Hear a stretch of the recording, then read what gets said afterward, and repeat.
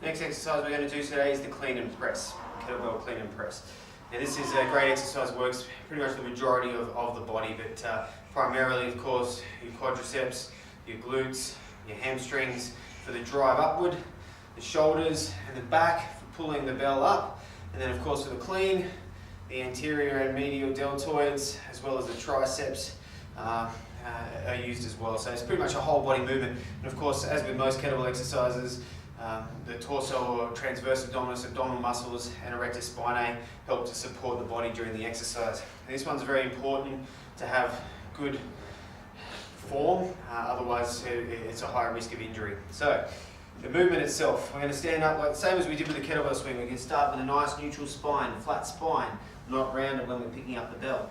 We pick up the bell and rest it near our thigh. Now the first part of the movement is the explosive movement. We're going to use a little bit of a bend in the knees, but keeping the spine again neutral, so I'm not doing this and bending over, letting my back round, keeping it nice and neutral, letting my butt stick out a little bit, and using that force to drive the bell up. Okay? This is part of the twist of the bell, is like the corkscrew movement they call it. Okay? So I'm coming here and into the clean position. From there, all I have to do is finish the movement, and I'm going to press to lock out at the top position. Now, a couple of important considerations for the lockout.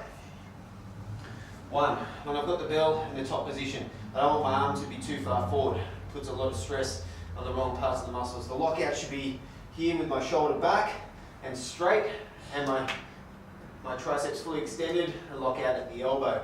I don't want to have my wrist bent backwards like this, puts excessive strain on the tendons in the wrists. So I want to keep the wrist nice and neutral in alignment there. I don't want this too far back either when I lock out, because it can cause external rotation of the shoulder and potential injury to the rotator cuff. So we have to be very careful.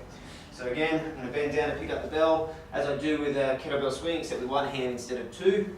Nice neutral spine and stand up.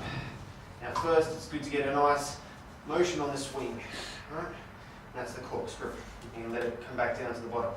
This, with a bit of a drive from the glutes and the hamstrings and the quads to drive upwards, is your clean. And then you let the bell come over onto the shoulder. From there you go from the clean to the press.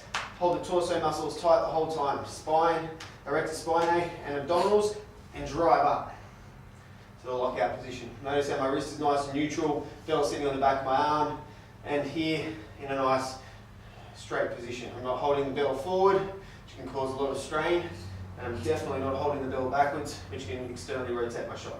Then when I'm ready, I return it to my shoulder and down to the bottom position. Okay. So again, a bit of a bend in the hips and the waist, whoop, drive it up, press, and back down.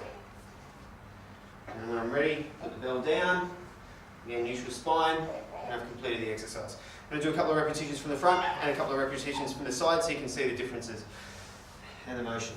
Okay, a nice neutral spine, standing up, a little bit of bend in the waist, corkscrew it up to the shoulder, that's the clean. And then the press.